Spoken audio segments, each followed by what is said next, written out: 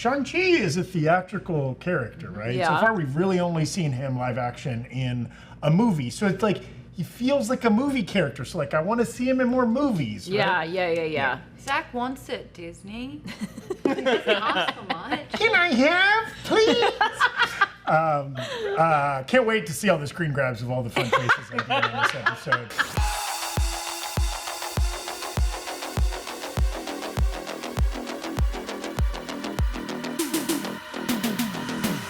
Welcome back to the break room. Deadpool Wolverine is $1 billion movie. Woo! B. Yes, with a B. And this summer was full of some box office successes and a couple flops. We're going to get into what makes some of the best summer movies, as well as some other headlines on this special Monday episode of the break room. Hit that graphic. There it is. Welcome, everybody. I'm Zach Huddleston, and I'm thrilled to be joined by Maude. That doesn't look thrilled. And I'm thrilled to be joined by Maude Garrett. He goes from not thrilled to serial killer in a matter of seconds. No in between. And I'm so excited to be joined by Gina Ippolito. Hi! This is my first time hosting with Maude. Yes. Give it up to the ladies. Girls, get it done. Also, just saying, if you're watching this on YouTube, you have missed out. We were having some fun live chats about a plethora of different topics. If you're not watching live, then are you really living? Question of the day here. If it's not live, are you living? Is another way to phrase that. Okay. Also coming up on today's episode, we've got a grab bag of topics. Shang-Chi 2 definitely happening. Happening? No. Come on the show, Simu. Let's talk about it. We got some new DC posters and the return of a Maude Monday Minute on Monday. How exciting. How exciting. First up, Charlie Cox has confirmed there will be another long one-take fight scene in Daredevil Born Again. Hell yes. About to say the exact same thing. I was like, oh yeah. Yeah. Right? That's what we want. That's really what we want. Just throw out a completely uninformed location. Where do you think it's going to be? Are we about to do an improv scene here? No. Yeah, well, we could do that. That's something. It's a place that fits on this stage. I feel like it's gonna be in Hell's Kitchen. Hell's Kitchen, yes. Okay. I meant just like, wasn't the original one was kind of a hallway? Yeah, he's right? trying to get the boy. He's trying to rescue the cabbie's son. And that's very and like I feel like they even did a kind of a shout out to that in She-Hulk, right? When he showed up and there was the like kind of an indiscriminate warehouse kind of a thing. I hope this one involves a swimming pool.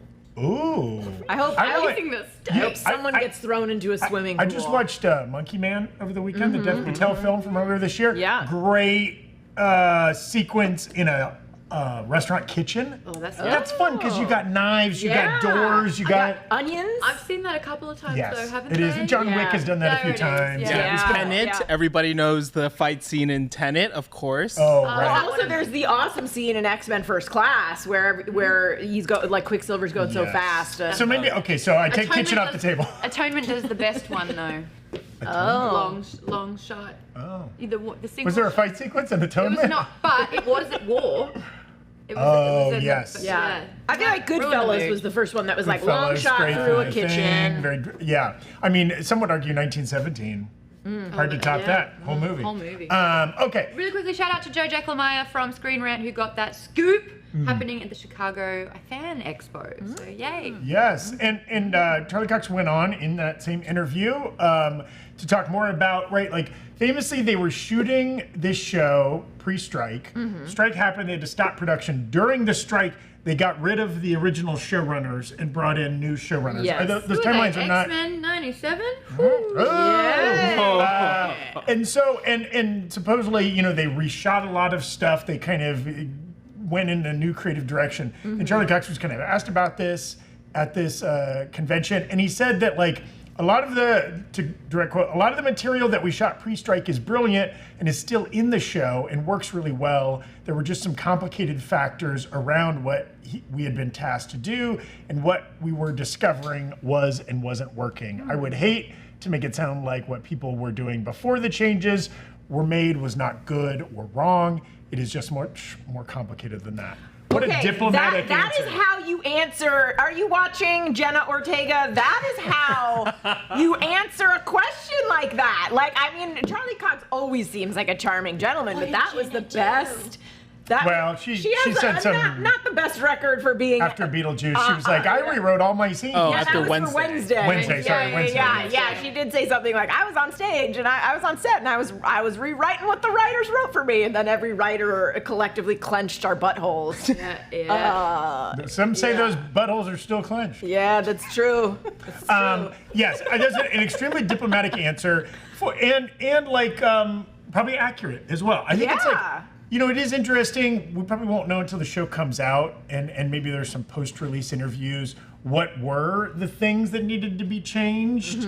What was the kind of slightly new direction? I think some people have speculated there's a lot less of the procedural courtroom stuff in this newer version, and it's a little bit more punchy kicky and a little less courtroomy, but who knows? And there still might be, it might be just a ratio too, right? Like maybe there's still a little bit of courtroom stuff, but it is a smaller percentage. I don't know. What do you think in the chat?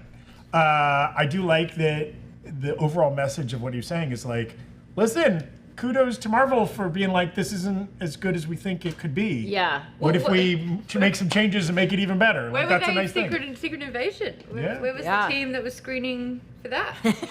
Quality control. And they had the time to do it, right? Like this show's been pushed back a little bit. Yeah. Part of that is the strike stopping production, but also like how nice for Marvel to be like, listen, we don't have like designated theater dates or something like that. Like the shows can kind of come out whenever. If it's going to take a little longer for it to be good, let's take a little longer. Also, kudos to them for identifying a problem and then actually still getting it made, unlike Blade. Yeah.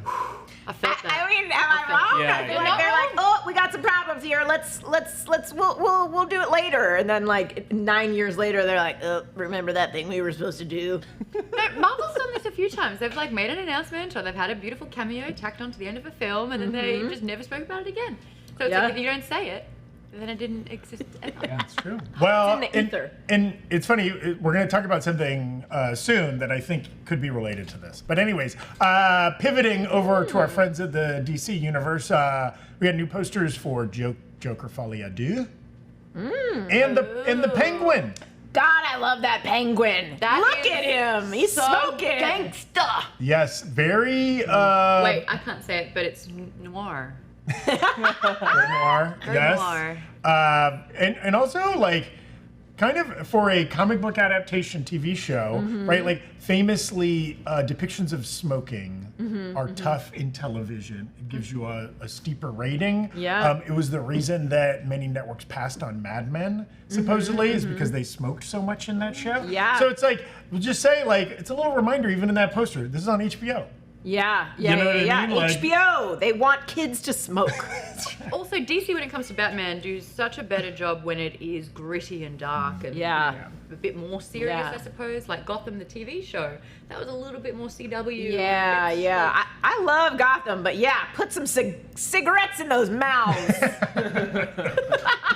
I find smoking so disgusting I do that it too. actually, like, going back and watching Mad Men, I'm just like, ugh, ugh. deal breaker. Why are you kissing this? Ugh, ugh. Also, Like, when it's you, so gross. I mean, like cigars are even next yeah, level. Those yeah. things make a lot of smoke. They But have listen, a- the penguin, he's lived in a sewer. He's he's smelled bad. I mean, also what's better, the cigar smoke or just the fish smell? Oh, that's true. Yeah. Maybe the smoke just kind Nice. of dilutes Yeah, it. it evens it out. I'm interested to see. Obviously, there's lots of Sopranos influence in general, like That kind time. of gangster films and stuff on this. I'm interested to see how hard they go. Yeah. Right? As far as like, what level of violence are we expecting? Yeah. Like, how hard is this going to be? The language? Because I will say the Matt Reeves Batman was a PG-13 joint. It was not R-rated. So, like, this could go a little darker. I mean, I want it to. Even when it was Danny DeVito Penguin, he bit a dude's nose off in that Yes. movie. So like, if you're thinking Penguin, I want to see him bite a dude's nose off and then like keep going on that face, Yeah. You know what? bite the whole face. You know what he's going to say when he sees that face with the nose bitten off? What are you showing me? I love that for you. Okay. Shout out to Braden Barrick, wherever you are. His ears just started burning. Can I see the posters again, though? I really want to, did we do a dissection on it? Is it showing us much that we didn't already know? Well, there's a fine blood mist on the Joker poster. Good eye, man. Good eye. Kind of splattered over both characters, which is interesting. I like how she's already had a bit of a smoochy smooch. Yeah. Or she smeared her lipstick. I like how big Penguin's how unnecessarily big Penguin's cigar flame is. Yeah. So, well, I mean, it screams boss, doesn't it? Yeah. Some penguins just want to watch the cigar burn. You know? The Penguin will be releasing with an interesting schedule. This is some news that's come out recently. No, I don't like those words. The first episode is going to premiere on a Thursday, September 19th, a night after Agatha All Along premieres. Oh. What a week that's going to be. Wow. But then after that first week, it's going to be Sunday nights. Weird. Oh, that's Which is very strange. Have we Weird. figured out, like, what's currently on HBO Sunday night? So I thought it might be the Industry finale, but Industry is going to be wrapping up on the 29th. And you would think that Industry is maybe their, like, primetime show, but maybe that is like, oh, after Industry, watch The Penguin episode 2. You'd think they would benefit from a lead-in from a show I've never heard of called The Industry. People like Industry's great. The girl that right? played Amy Winehouse in the Amy Winehouse movie nobody liked. You're not making your point. She's in that show. I watched the first season of Industry. It's an interesting show. But, Already on more than one but yeah, season. I mean, HBO is known. Season 3, yeah. And this is, season 3. Okay, I only watched the first season. But HBO, they're known for their Sunday night, right? That's House of the Dragon, that's True Detective, all their White Lotus, all their big shows are Sunday nights. So it's kind of interesting to do this Thursday thing, but then pivot to Sundays. Were they competing with anyone else on that initial Sunday? Yeah, I wonder if that's a there's good question. football that they're worried about. There it is. I wonder if there's a lot. They think there's a lot of overlap between nerds who want to watch The Penguin and nerds who want to watch football. Yeah, I don't know. But obviously, if they're worried, like, football's every Sunday. Yeah. So Yeah. I don't know Is why. it? Every Sunday. Same from time. the fall and the winter. Same guys yes. every Sunday. It's also every Monday, every Thursday, and every Saturday That's a as lot of well. football. Yes. You've got 2 feet.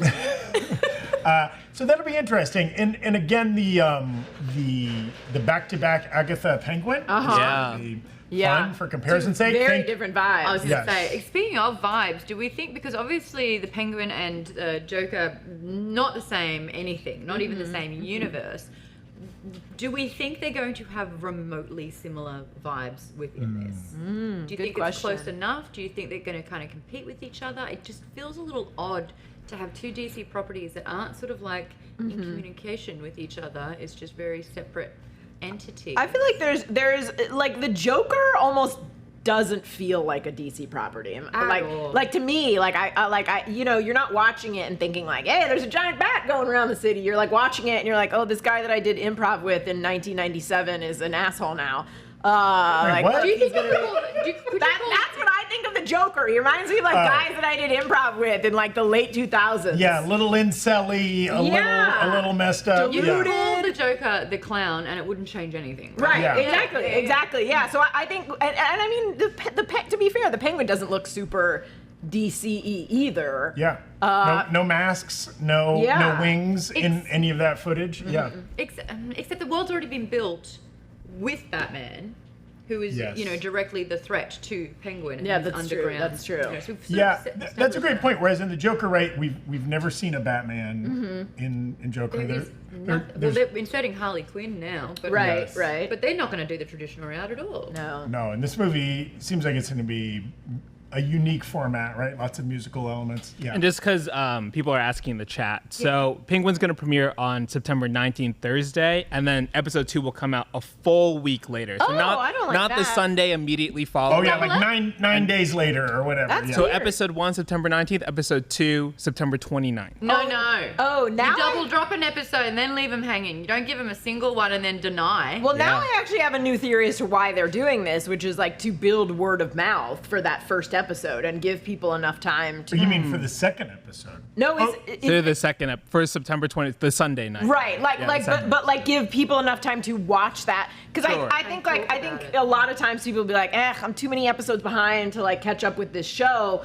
But if you give it a full 9 days for word of mouth to be like, hey, this show's all right. This show about a penguin man's pretty good. Have you noticed though, and I'm going to use Stranger Things as a great example here, if you make an audience wait too long, we get to opt out of caring. That's true. What happened to I think Stranger 9 days Things? isn't too long, but Did 3 you- years, too long. You no longer care about Stranger Things, bud? I will say that every time a new season drops, I have to rewatch all the seasons that came before it to remember who lot. everyone is. Yeah. I won't, and I'll just flub my way through it. In other news, Simu Liu is out there doing press for Jackpot, the new John Cena Aquafina flick that he is in. And when asked about Shang-Chi 2, he said, it's definitely happening. A lot of it is above my pay grade, but it's definitely happening. So that's the second time I've mispronounced happening. I apologize. So I'm very excited to kind of work on it, and it's going to, thank you. Yeah. I'm now whole again. It's going to be amazing, and I really can't say anything beyond that. Well, that's interesting. So what I wanted to talk about here, Maude, you mentioned it, like how, They're going to fuse them. well, Marvel's gotten in trouble with teasing things that maybe are not yet ready to come into fruition. Be that all of the post-credit characters that show up, even just showing us a slate of 5 years in advance or whatever, right? When then you have to fire Jonathan Majors and Blade Never Happens and all these other things mess with that. Could we see a Shang-Chi 2 much sooner than we think? They just don't want to talk about it at San Diego Comic-Con or D23 in case something comes up. Like, could that be a 2026 movie? Could that be right after or before Avengers Doomsday or something like that? Yeah, I mean, I think that's a good bet. I also, like, how long do they keep these actors on the hook for? Yeah. You know, like it becomes their whole life at some point. I think you've got to sort of get them back in front of an audience because of the Stranger Things factor. It's like at some point we're gonna be like, Shang-Chi, like how long ago did that come out? Do I need to rewatch it so like I say, yeah, like get it out in 2026.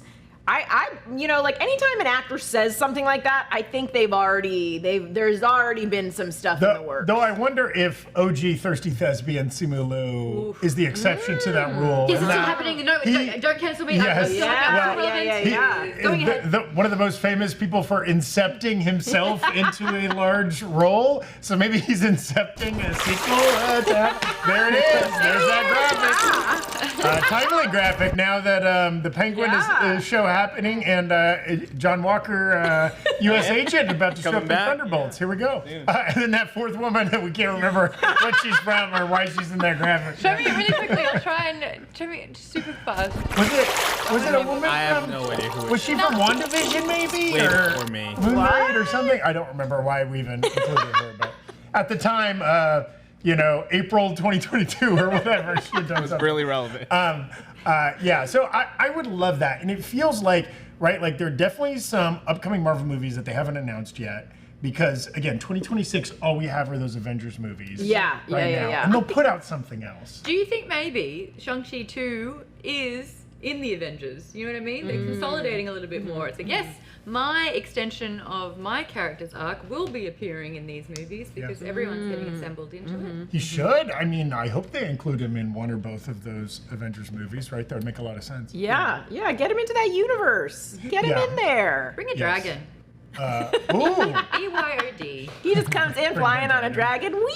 I mean, you want to flex to like the most powerful entities on the world? Yeah. Yes. Well, and we know his character is going to be prominently featured in Marvel Zombies, the upcoming animated series that I think Simu is doing the voice for the character as well. Obviously, that's nowhere near the same thing. But I'll also say, a post-Endgame challenge for Marvel has been they've introduced most of their new characters, or a lot of new characters, in Disney Plus series, right? Whereas Shang-Chi is a theatrical character, right? Yeah. So far, we've really only seen him live action in a movie. So it's like, he feels like a movie character. So like, I want to see him in more movies, right? Yeah. Zach wants it, Disney.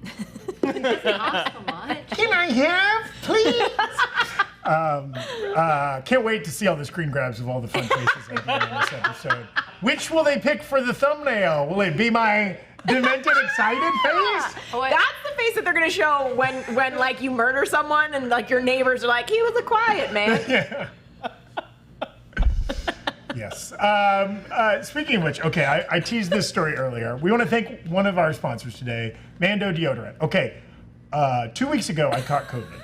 West Okay, it's a true story. Can't wait. Unrelated to Mando. It did not give him COVID. But I caught COVID. I was home on bed rest basically for about 72 hours. Okay, I barely got out of bed. I did not shower for 72 hours straight. Before I caught COVID, the morning when I kind of tested positive, I put Mando deodorant on. Flash forward, almost 4 days later. Hold on, did you get a fever? Were you sweating? Very feverish, Yeah. lots of cold sweats, all this kind of stuff, right? Like, almost 4 days later, I'm like, wow, I haven't taken a shower in almost 4 days. I must be ripe. Smelled great. Truly. Now, was my smell impacted by having COVID? Possibly. But I will say, I even asked my wife. I was like, I don't smell that bad, right? She's like, no, you don't. Now, I'm not. None of their product details say they'll keep you smelling fresh for 4 days. I'm just saying my personal experience. Please shower daily. Yes. I'm just saying, like, Please. it's a long haul thing. They have, they have the mandelic acid in their deodorant that like kills the bacteria that make you smell bad. It works. I just want to say that, okay? I can attest to that. I will not ask Gina or Maude to smell my pits right now. I'm currently wearing Mando. Smell great. Okay. If Brandon were here, I would demand that he smelled. Mando started. Put it on your. I'm going to remind you of this next time we're all. Mando starter pack is perfect for new customers. It comes with a solid stick deodorant. That's what I wore when I went 4 days straight.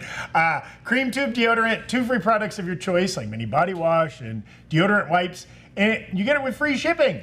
And we have a discount code to help you get hooked on our favorite smelling whole body deodorant on the market. New customers get $5 off a starter packet with our exclusive code that equates to over 40% off your starter pack. Use code Breakroom at shopmando.com to get $5 off. SHOPMANDO.com. That also was a solid shtick. Well done. Solid shtick for our solid stick. Now, let's get to my favorite part of the show. It's the Maude Monday Minute. No way. This is where I get my Maude's news desk on, and we try to get through as many stories as possible in a 60-second timer. Now, as always, I have actually something in my eye, and it's like making this one a bit fuzzy, but oh my God. Work through this. I'm a professional, goddammit. But if you have any thoughts or responses or reactions, I would love to hear them to read these headlines. Are we ready? Well, give me the hog, please. That was giving the Zach's just going to keep the talking time about started. You're not even messing around. Alrighty, movie franchises are getting the series treatment. For the horror heads, a new Poltergeist series is being developed at Amazon. Yes. No, thank you. Legendary announced today that Pacific Rim prequel series is actually happening. Back in development. What do we think of that? That's exactly what we think of it. Will we get Catwoman in the Batman Part 2? Zoe Kravitz says, I just keep myself busy with things until people call me. So she's sad. Clearly excited about the potential for her character. What if Season 2, if you're a fan of that one, help me with this. Cohorty. Is it? I swear it had more kick to that. I'm losing my second. They'll be getting. She's going to be getting her own comic line in Cohorty, Reshaper of Worlds. Coming this November, she's going to land in the streets of Hell's Kitchen, chasing down a threat from Skyworld. What exciting cameos could we see? And lastly, did you see the picture of the actor who played comic accurate Wolverine? Ha! Here. Oh, they had a real physical actor He's there. so buff. So I really tried to find like the original guy, and I just couldn't find where the picture came from. But everyone is saying it's real. So Yeah. This actor This is posted the himself. He was the body double or whatever. Yes, And then they put Hugh Jackman's face on it. And he's a little dude. He's a little guy. Little guy, but buff guy. And hairy? Is that authentic body hair? Oh, look. That's a good question. Can we get confirmation here? Yeah, he's hairy. It looks pretty real, right? I don't know. Maybe a little over the top. Look at the left. Look at the left arm. No, go back. It's coming too far over. Yeah. There's Also, not here. his face isn't hairy. Like the rest of his face is so you can tell he's like clean shaven. He doesn't have a unibrow. His wit. And look at look at the knuckles. Yeah. On the mid knuckle there, a lot of hair. Put all these hairs on his knuckles. I don't know. But what if his face had to be cleaner so it was easier to put Hugh Jackman's face on I it? guess. That was the giveaway. It was very clear. Post in the chat how hairy your arms are. Take a photo and tag us. Are you full Robin Williams? They used to call him opera gloves because he would just he had no from here up. It was just all fur. Putting on sunblock must be a nightmare. Yes. Or do you not need sunblock if you're extremely hairy? Answer in the chat. Again, I wouldn't know. Couldn't grow a mustache if you gave me $1 million. Do you not have to shave? I do shave, but it would be just like, 13-year-old. I need to see this. This Movember, you got to do it. It'd just be sad. No, I want to see those. Me and Zach in the same boat. I want to see everyone's weird, sparse face Actually, pubes. that's a great idea. November's coming up. Usually there's like a Movember challenge. Yeah. Isn't it? Against like Breakroom Movember. Come on, who wants to see those little patchy Evan weird and Zach things? do not shave for a full month. Oh, no. Whoever has Come the on. greater growth. It's so sad. I'll write your wife a note. I'll write your wife a note. It's just going to be like 14 really long hairs. And then, Please awful. excuse Zach from shaving for the month. Who do you think would get a better mo, Evan or Zach? Make a comment. I wonder if Brandon's in the same boat too. He doesn't look like a guy that could grow a hella mustache. No, he can get. He's done it before. He can get like kind of some sideburns and like a little bit of a patchy beard. He can do better than me. Breakroom chat, force these guys to do it. Force that. They don't listen to us. Chat. They listen to you. Don't write my name about who could get a better mo. I'm Italian. You could write my name all you want. I'm just going for like as bushy an eyebrow as possible. It's really the only facial hair I can do. So I'm like, no way am I ever trimming these back. You could get a bit of nostril. Ooh, yeah, little nose yeah. hair. I want full Andy Rooney. 60 Minutes level, or like when you see like an old British professor who gets interviewed on like the History Channel, they have like eyebrows that like curl over. I want that. Okay, staying on topic here, let's talk about the summer's box office. The big news, Deadpool and Wolverine crossed $1 billion. It's the highest grossing R-rated movie of all time. Get out of here, Joker. Yeah. Narrowly beating out Joker, but of course Deadpool and Wolverine's still going. Yeah. It's crossed $1.1 billion worldwide. I'll also say that puts it ahead of recent Marvel movies. Neither Multiverse of Madness or Wakanda Forever or Guardians Volume 3, none of those crossed $1 billion. They all got in the 7 or 8 or 900 zone. So it's the biggest Marvel movie, I believe, since Endgame. Wow. Also of note, Inside Out, which is currently the #1 movie of the year, $1.6 billion worldwide. Well, I do wonder though, like Endgame was essentially setting up a massive storyline and bringing all the heroes that we've also known for years together. Do you think that's why Deadpool and Wolverine was so successful? Because we're revisiting characters that either never got to see their time to shine or had long enough that the nostalgia factors just ramped up. Is that what you think? I think it was a combination of things because their marketing team was on it. Their stars were on it. Like every day you open social media, it was like Ryan Reynolds doing this.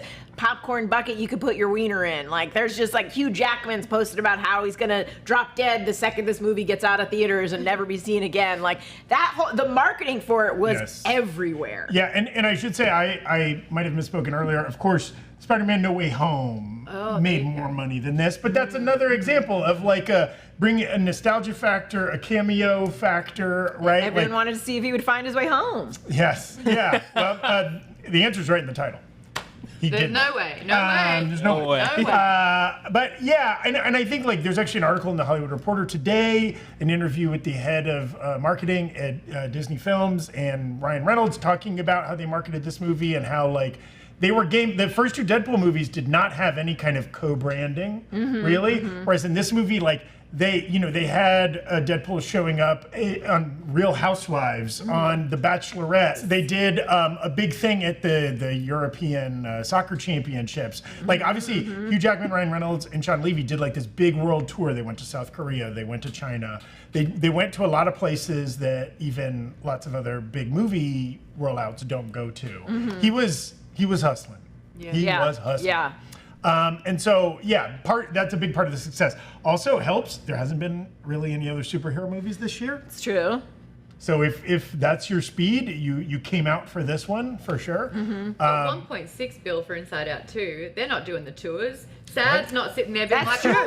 That's just desperate parents that are like, oh my God, school's out. I need to get these kids. Yes. I'm not going to teach you about emotions.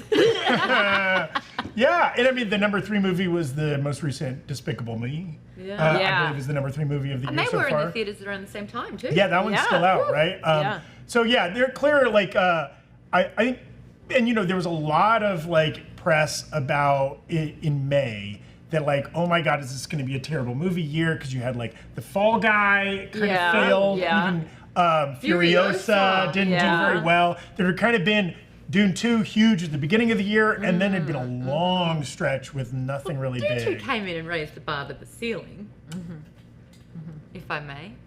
Yes. Yeah. Perfect film. Don't know if I've said it. Would you say you're a Dune goon? Well, give me a second. I can think of something better. Maybe. Okay. I am certified Dune goon. The spice must flow.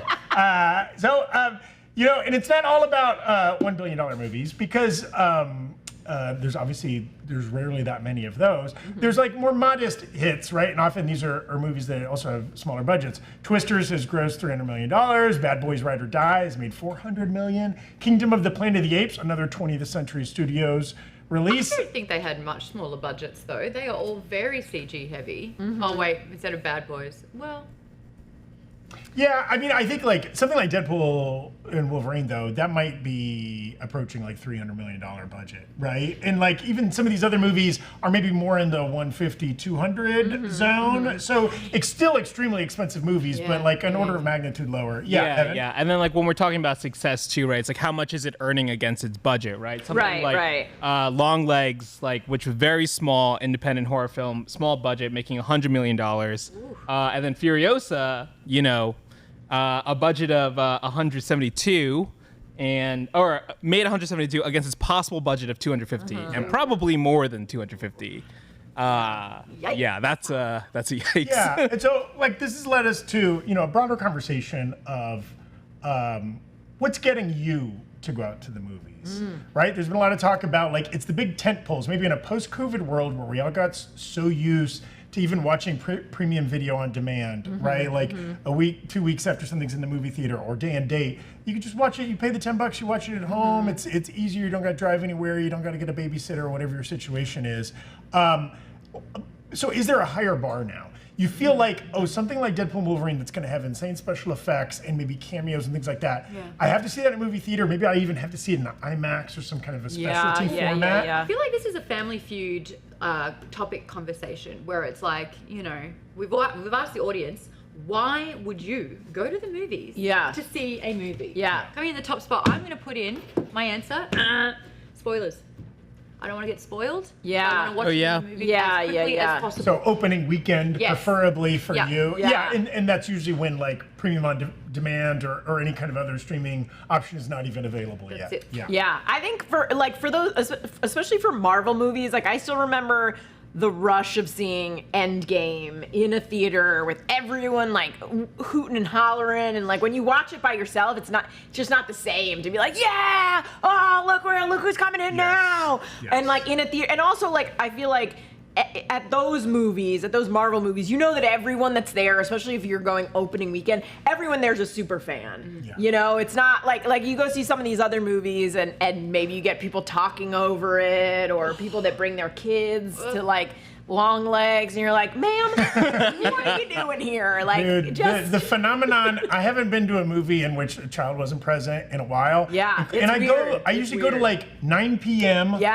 R-rated movies, and there's somebody with a stroller. Yeah, it's weird. There's crying babies in like horror movies these days. Like if I go to a movie theater, I want to know like people aren't going to be ruining it. And I think it's hard to ruin a Marvel movie when everyone is on board and everyone is cheering. That's a feature, not a bug. That people are exuberant in the theater. There's energy. Yeah. Evan? Someone in the Twitch chat earlier shared that they went to see Alien Romulus this weekend, and there was a baby sitting next to them. What is happening? I mean, here's what I think it is. So there's a child care problem in this country, right? Like daycares, babysitting is just very scarce right now for a lot of reasons. So I think it's parents being like, cool, it would be, double our cost tonight to try to get a babysitter or something like that. Let's just bring this baby into this R-rated movie. But that is so poor form and bad public behavior. You got a solution for that, where it's like, mom goes on Friday night, dad goes on Saturday. And unfortunately, that's like the life I live now. I have a young daughter, and like I haven't seen a movie with my wife since our child was born, and I have to just go alone, or I let her go, and the other one stays home with the kid. Again, movies are not a like you're not talking during the movie. So I am of the mindset that like you don't need to see a movie with someone. You know, I get that married people like each other, which is so weird. But like, you don't need to go with your other half of your couple. I would say like, yeah, absolutely, because you can't really converse. Though I will say it is really nice that leaving the theater and being like, can you believe they did this and that? What was your favorite moment? Yeah, oh, that the didn't before work for me, and right? after, when you're talking about like, you can get double the snacks if you're with another person. All right, now I'm on board. Technically, you could just buy double the snacks for yourself, can't you, Janet? There's no judgment. There really is. Oh, yeah. Also, you drink popcorn, and then that's 2 hands full. Yeah, you've only got so many cup holders. Good point. Yeah. We asked earlier what some people's favorite movie theater snacks are. I'm seeing a lot of candy, seeing a lot of popcorn. I'd also like to shout out GSU Eagle saying multiple Long Island iced teas. Damn. Wow. We want to remember the movie. Yeah, you're asleep by the closing credits, huh? Yeah. Wow. What are you watching? I love not even like a couple beers, white wine. Long Island iced teas. I need to get I want you blitzed. to delete memory. I hope you're Ubering from the theater. Yeah. Also, Ashley and Battle, one of the reasons seeing movies in theaters, seeing it because of new Rockstars so that they can watch the breakdowns. I certainly Good feel answer. that. Look, it wasn't an audience thing, but we still like that you played Family Feud with us today. I want to gamify this segment so bad. I mean, don't discount. I know it's kind of half joking, but have serious like air conditioning is a factor in the summer, I watched right? Benjamin Button during a heat wave, so I could sit through a long movie and cool down. Yeah, a lot of people don't have good air conditioning in their homes or whatever, and so on a Saturday during a heat wave, let's go get. And hey, in those instances, some of these 3-hour runtimes is a bonus. Right? Yeah, that's true. I'll see what You pull the old double header even and sneak into a second movie maybe. Yeah, Evan. So something that happened last year in the summer box office, right? There was the Barbenheimer phenomenon. It feels like there were like kind of like mini events, right? Deadpool Wolverine, obviously a big event. Twisters feels like an event only because of all the 40X stuff, and then people are talking about this year's Barbenheimer is dead ends. Dead ends. Deadpool Wolverine, and it ends with us. I mean, I think that was that. I think they wanted that to be it, and then all the drama behind the scenes sort of knocked it. Like people were like, I can't. I mean, that movie's making a bunch of money. Whatever's going on with this, I don't want to pay attention. It ends with us. It ends with us. Well, that movie's been a big success. It didn't quite. It only works though when they open on the exact same weekend. It can't open 2 weeks later. And does it feel like we need to have like big events though, right? I think it feels like either an Ace marketing campaign, something that feels like an event that you want to be a part of. Though you can make popcorn bucket. a popcorn bucket that really. I mean. You could look back, comparing the movies that found a lot of success and love this summer versus maybe some that didn't, right? Like something like Fall Guy or Furiosa. No popcorn, no memorable popcorn buckets for either of those films. What was their marketing campaign? I feel like for Furiosa it was like 2 hot people. Well, and it was kind of like, hey, remember Fury Road? This kind of looks like that, right? I mean, that was, and that is the selling proposition. But for some reason, that didn't connect with people as much as like, hey, remember Deadpool movies? I don't remember seeing a ton of marketing for that. Like, it sort of came and went, and I was like, oh, where'd it go? Whereas, like, you can't, I mean, I don't even have regular TV, so it's not like I'm getting commercials, but you could not escape Deadpool and Wolverine. Yeah. But Bad Boys, 4? Yes. Yeah, ride or die. I don't remember seeing much marketing at all, and yet that did quite well. Yes. Although every single movie on that list that has done well this year has been a sequel or beyond. Yes. Except there's one, and horror movies can do IP, fresh original IP, better than any other genre. And this has actually been a pretty light year for horror success. But Longlegs being the big exception to that. Like the first Omen kind of flopped, did not do very well. Abigail didn't do very well. And there hasn't been something along the lines of a Megan or a whatever this year that kind of becomes a viral phenomenon. I think that's part of it too. Yeah. Also, Deadpool Wolverine, big Marvel movie, beloved characters, but also like stars willing to promote the hell out shamelessly. Ryan Reynolds is a marketer almost before he's an actor. Right?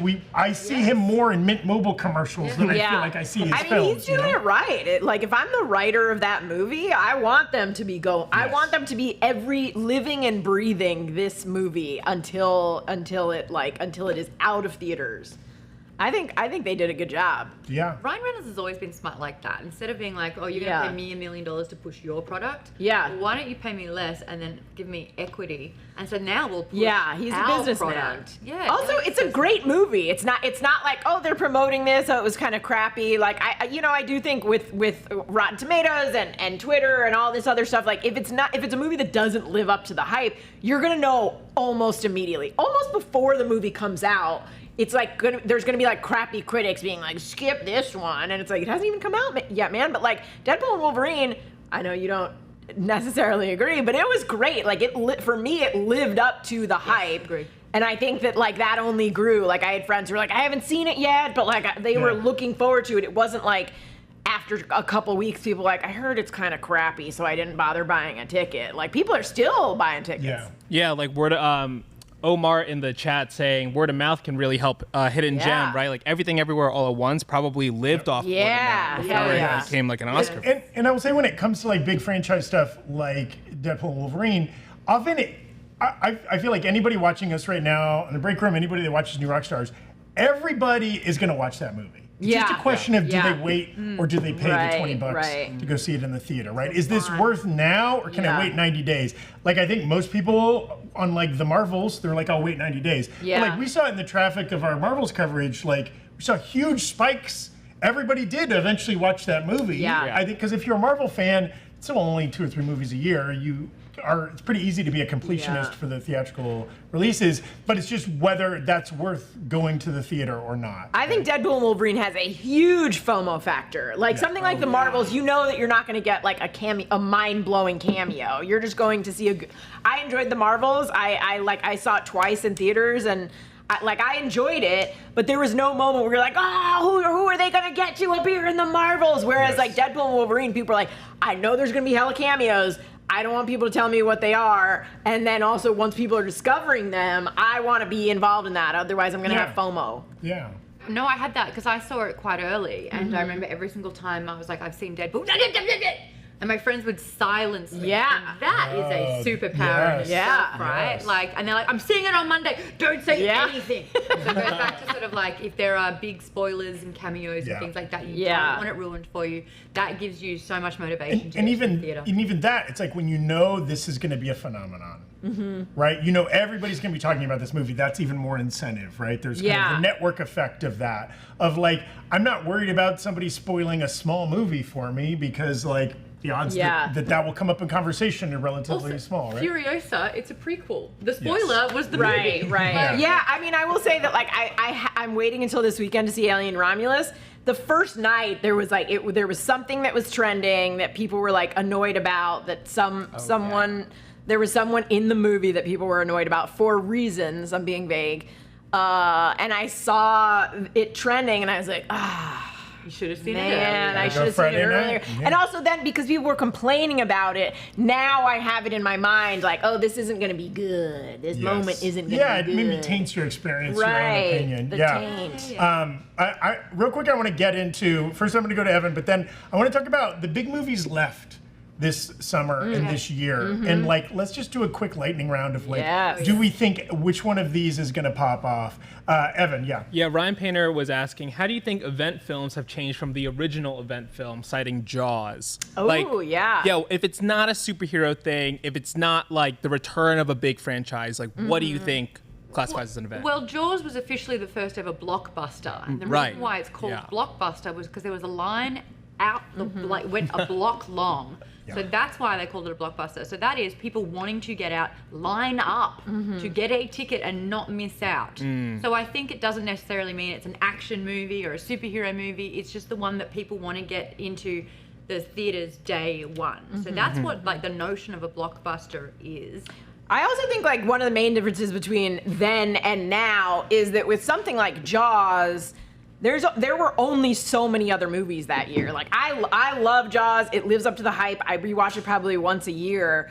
but like it wasn't like, oh, if you don't see Jaws in the first couple weeks, then there's another movie right on its tail that you've got to see, or there's another TV series that everyone, oh, you got to watch House of the Dragon now, and if you don't, like it was at a time when it was like, oh, what do you want to see, Jaws or the other movie that's playing? Well, and even when Jaws was a big hit, that was even pre-opening weekend being a thing. Right. And like they would even huge movies like Jaws or The Godfather, whatever, they would slowly roll out city by city over the course of weeks and months, right? And so it's like it was a literal like word of mouth campaign. Yeah, which is very different now when it's like if your movie doesn't make a gajillion dollars opening weekend, everybody's like, that's a bomb, that must not be very good, right? Yeah, And that kind of narrative like impacts movies like Fall Guy when they are kind of a little disappointing out of the gate. People are like, I won't give it a chance, I'm gonna wait and see. But I wanna talk a little bit about the movies remaining in 2024 and what category we think they might slot into, right? We have some big franchise fare coming up in just a couple weeks. We've got Beetlejuice in September, right?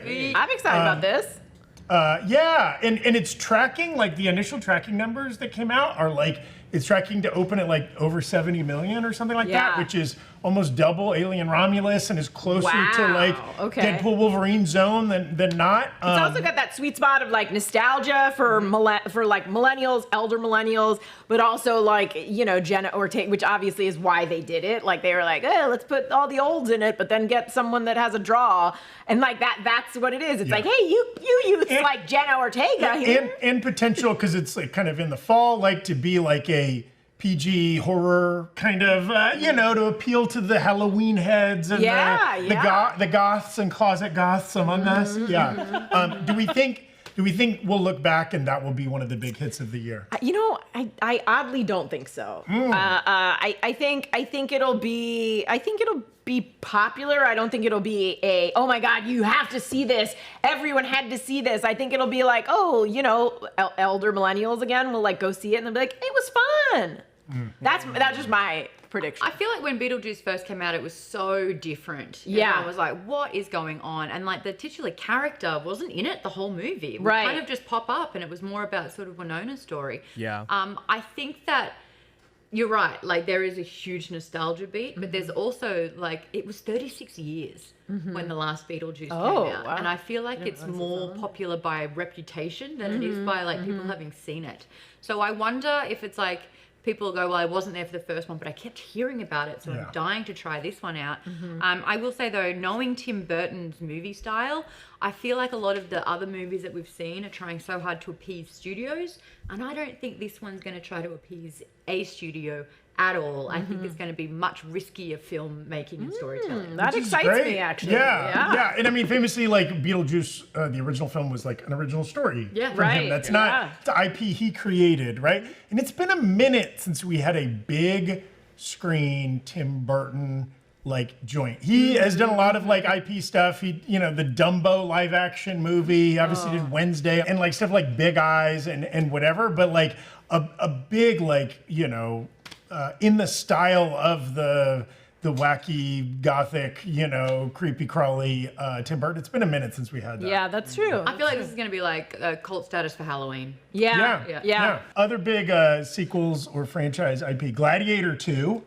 Okay. Adding in Denzel, Paul Mescal. This is a wild card because I feel like I have not seen that much about it. No, they haven't been marketing it super heavy. I think they're kind of waiting for the summer season to get out. Yeah. Because I mean, even Beetlejuice, my Alexa the other morning, I was like, Alexa, good morning. And she gives me the news. And the first thing she said is like, do you want to hear a Beetlejuice theme? And then she's like trying to be like playing Beetlejuice music for me. And I'm like, just tell me the news. Wow. Well, I was in New York and it is decked out. For Gladiator? No, for Beetlejuice. Oh, yeah, get some Gladiator decorations, New York. Have we really seen much of a trailer? All I know is that's what I mean. Didn't Russell Crowe kind of shit on a little bit? Wasn't he just like, I guess they're trying to do another movie. We would love. Oh yeah, but that's very him. Go back and make 5 more Exorcist movies, Russ. Don't be a hater. Yeah. I think Transformers 1 might be huge. If we're just going down the rest of the year. The animated. Animated. Very much for kids. I think parents are going to bring kids to that. Interesting. Well, Chris Hemsworth isn't putting as many butts in seats if we're looking at Furiosa. So, and I wonder, like, Transformers seems to be that franchise. Like the movies do very, very well. Are they respected? No, not at all. But do people continuously show up for them? And I will say the last Transformers live-action movie, the Anthony Ramos one, kind of underperformed from a box office standpoint. Interesting. Your opinion on its quality may vary. So, a Gladiator 2 success at the end of the year, or This could be like the sleeper set. This could be This to me is a wild card. I think it totally depends on the marketing. I think we haven't seen enough of it yet. Can we get the dads out? Because it feels like this is prime dad territory. Like this is like this is like their like Mission Impossible, or not Mission Impossible, Top Gun. Yes. Well, I Top forgot Gun Paul Moose fall. failed to get dads out then. I know. Well, I like Paul. different kind of daddies. Know what I mean? Ooh, I certainly do. Paul's great. Yeah, I'm excited. Pedro Pascal in this. Speaking of Yeah. daddies, and then of course Denzel. Could be. Pedro Pascal's in everything. He is. Yeah. Is he just exhausted? Must Contractually be. obligated to be in everything. Supposedly, Little Birdie said The Last of Us season 2 just wrapped filming. Yeah. How about Wicked at the end of the year? I think this is gonna be huge. I think Oh. ladies and gays are going to be out in full force for this one. I think- I don't I think think this it's is for the gonna be non-dad. huge. Everyone else though. I think people are gonna get I think people are gonna get dragged along, and then they're gonna be leaving that theater singing their butts off. Okay. Now, do you think there's any Cats potential? Oh no! Oh no! I don't think you could ever top the horrific nature of that film. I mean, it had all the biggest stars, but that just was nightmare fuel. I think it depends. Are we going to see any close-ups of the flying monkeys' buttholes? Ooh. Wait, well, how do I? One can only hope. And of course, okay, so we're saying Wicked feels like it's going to be a hit. Personally, don't care at all. I skipped over Joker, Folio 2. Now, the first one famously made $1 billion, and before Yeah. Deadpool Wolverine, most successful R-rated movie of all time. Now, I don't think anybody's thinking this movie's going to do quite that, but it could still be incredibly successful. I think it's going to be big. Do you think it'll, approach that 700-800 million Yeah, zone? I do. Yeah, I think it will. I think there's still a lot of Joker heads out there. I think the addition of What's Her Butt is, Gaga? Yeah, I think people love her, and putting her in like a weird incel movie is interesting, because like the incels still love Joker. And the gays love Gaga. Debate me, chat. Yeah, well, I mean, do you think the incels are going to love a movie that is low-key a musical? I mean, I think they'll be duped into it, and then there'll be a lot of angry tweets about, no one told me this is a musical. I think they'll be like, oh, okay, I can get down for this musical thing. Sneaky, unexpected musicals in these movies. I think there's going to be a lot of girlfriends and boyfriends where the boyfriend is like, if you go see Joker, I'll go see Wicked. Yeah. Maybe okay. that'll be the Barbenheimer of the summer. Throw in the chat if you're making these kind of devil's bargains with your film-going experiences. Is that Also, real? shout out if you have no significant other. Yeah, and you don't have a bet, Yeah. bet with anyone. Then are you making a bargain with yourself? I make bargains with my single self all the all time. the time? Yeah. Okay. Interesting. So, of those 4 big releases, Beetlejuice, Gladiator 2, Wicked Part 1, they're kind of being low key in their marketing of the fact that this is the first of 2. And Joker. Instantly makes me not want to see it even more. Interesting. I'm And then, so sick of it being split. and then Joker Folia 2. Oh, and of course, we've got our twin flame Sony Spider-Verse movies. Venom: The Last Dance and Kraven the Hunter. I think Craven's going to run away with it. It's gonna make the most make of any It's a movie. Craven Every Christmas. movie. It's going to make. It's another R-rated It's going to be movie. the first $1 trillion. Wow. The first $1 trillion movie. I think if there's a scale here, I think, again, this is a Price is Right. This is a game show. Where are they going to sit? Who's going to get the highest box office? Who's going to get the lowest? I'm going to put Craven on the bottom. Yeah. I'm going to put Craven right on that bottom. I saw Rhino. Did we learn nothing?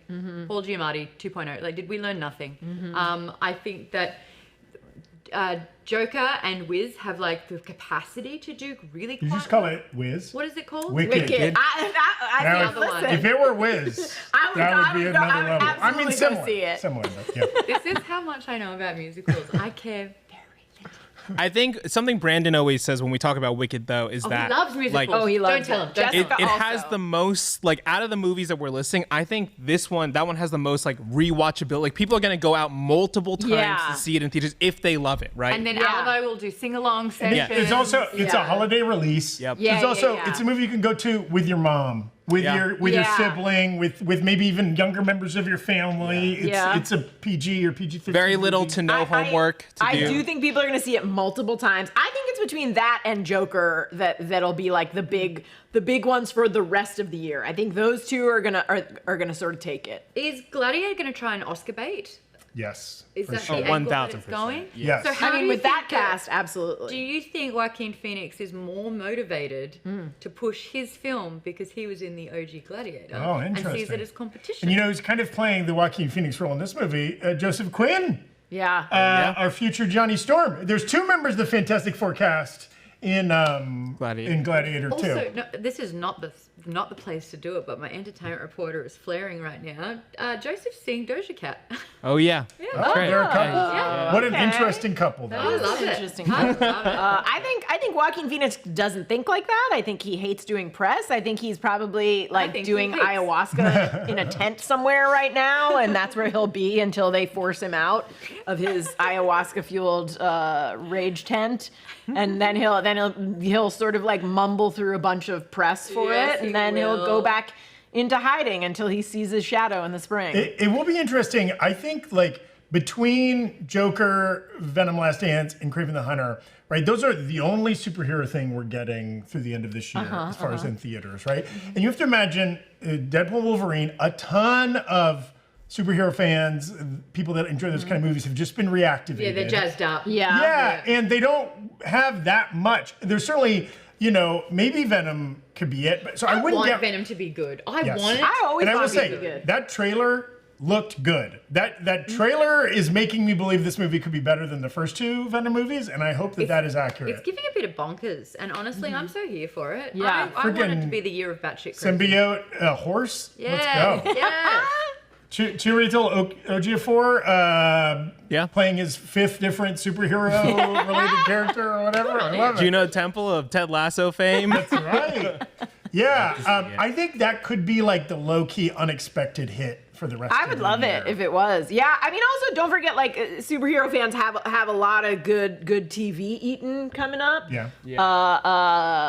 I'm personally excited about Agatha, especially like with spooky season, my favorite season for movies and TV.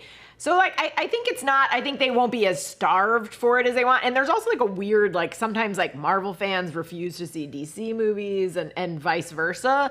So I don't necessarily know if anything will pop off to the Deadpool and Wolverine extent. Yeah. Throw in the chat or in the comments if you're watching this on YouTube.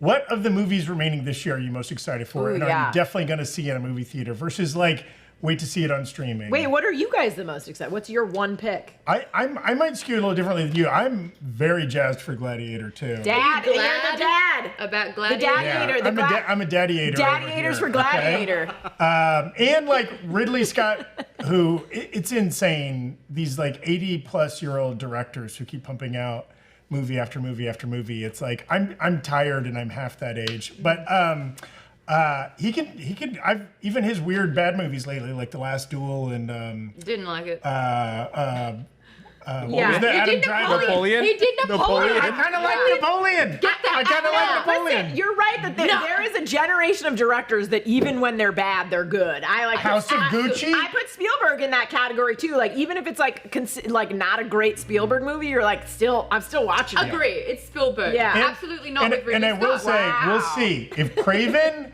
falls. If it still has the potential. The trailer looks kind of Calling like it now 38%. if it's a Madam Web zone. Oh, wow. I hope they are like, we can do some reshoots and make this movie They insane. have pushed it. It's like they're trying to sweep it under the rug, but instead they just put it out in December. Listen, I just recently rewatched the Spider-Man the Animated Series episode of when they introduced Craven, and it's nuts. It's nuts in like the best way. I wish they had just leaned into it. Okay. Evan. I think that's. I'm most excited for Sonic the Hedgehog 3. Yes! Wait, is that? Oh, that is this year. By Yeah. the way, everyone is so on brand with their demographic. We got the dad of the group. We got like the youngster of the group. I assume Maude and I are excited about white women book club movies. I don't know. It ends with us. I'm like championing Venom. I don't know why. Yeah. Yeah, I hope it's good. I think for me, it's Beetlejuice. I think the nostalgia factor is high, the weirdness factor is high. Yeah. It's my favorite spooky season to see movies, so I'll be out there. And I think it's like an important note too that like whatever, none of us are getting a cut of any of this box office. Like, does it even matter? I guess like yourself. it always does in that movies you really love and you want them to make more movies like that. You hope they are financially successful. Yeah. Now, that doesn't have to mean make $1 billion. Again, yeah, like Evan cited the Everything Everywhere All at Once. Civil War, the movie that was an A24 movie that I think after Everything Everywhere All at Once has been the second most successful A24 movie ever. Like, you hope that maybe like there can be some non-franchise successes. Absolutely. Boy, when you look back, go back to like the early 90s or late 80s and look at the top 10 box office movies for a given year. It was like Fatal Attraction. Yeah. And like, they're like random adult dramas that you don't even remember would be like the number 4 movie of the year after Back to the Future or whatever. But we don't have any non-franchise movies We on this don't. list. We And have so, none. yeah, even all the movies we just talked Someone about. release something weird. Someone, let's all write a weird movie, you guys. Wicked. Wicked is kind of, based on that's in IP, a weird but gray it area. is a little different. You're right. Yeah. It's kind of like a more of That's an why original there's story. part 1 and part 2. Yes. Yeah. So throw in the chat, what are you rooting for the rest of this year? Yeah. Too? What are you not only excited for, but you hope a lot of other people get excited so that they keep making movies like But that? please do it in a pun formation. Are you glad for Gladiator? Do you think Joker is going to be a joke? Are you juiced for Beetlejuice? Yeah. Oh. Yeah. I don't ask for much. Are you wacky for Wicked? Oh, I like it. What else we got? Are you green with envy for Wicked? Are you Craven for Craven? There Yes. you go. Are you hunting for Craven? I'll be out there seeing Craven. I'm not gonna lie. Are you purple crayoning for Harold? Oh God. R.I.P. Okay. R.I.P. Why do bad things happen to good people, Evan? You know what I mean? For Zachary Levi. Okay. That's it for us today. Make sure to subscribe to the Breakroom With channel. apologies to Zachary Levi. Come on the channel. Come on the show, Zachary. Give us a follow on Twitch. Hit like, subscribe. What's the channel name? Breakroom NR. Way to take all the fun away from me. Breakroom NR. NR. No. What else we got coming out on the channel this week, Evan? Yeah, Evan. Hey. Happy birthday, Evan. His birthday was over. Yay. Say happy birthday to Evan. Thanks. Happy birthday to Evan. I want every single comment to at least refer and mention happy birthday, Evan. Well, if you made it this far, That's right. that's a gift. Yeah, keep an eye out for some fun stuff coming out on this channel. Probably talking Alien Romulus this week. And maybe doing some game stuff on Twitch. We'll see. We'll see. Okay. Very nice. Very Maude, where can the people find you? Right here. She lives here now. And at. Maude Garrett on socials. And if you do want a book club that's more sci-fi fantasy, join Maude's book club. We are doing the 5th season at the moment, which is by N.K. Jemisin. It's fun, earthy, like Avatar-ish sci-fi. It's great. Nice. Yeah. Speaking of Avatar, I was looking at box office numbers. You know, Avatar 2 last year made $2.6 billion I didn't watch worldwide. It was only like the 3rd or 4th biggest movie domestically, but it made so much money in other countries. $2.6 billion. That's a lot of. I mean, Universal Lucky's got appeal. the next I 5 haven't movies seen written out. it.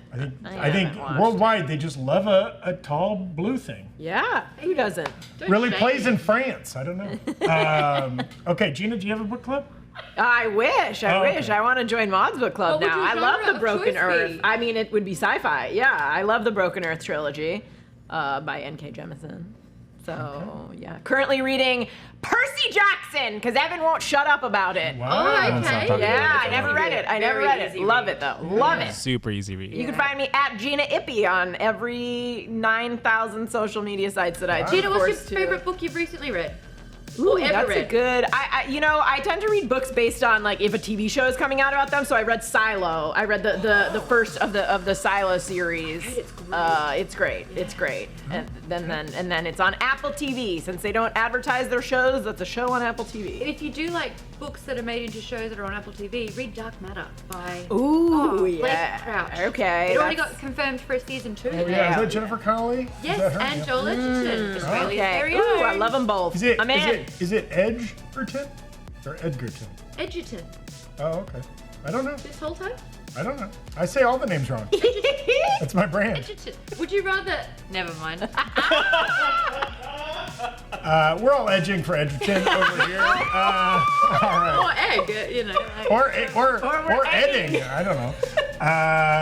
No matter where you're edding, we hope it's towards Joel Edgerton. Okay.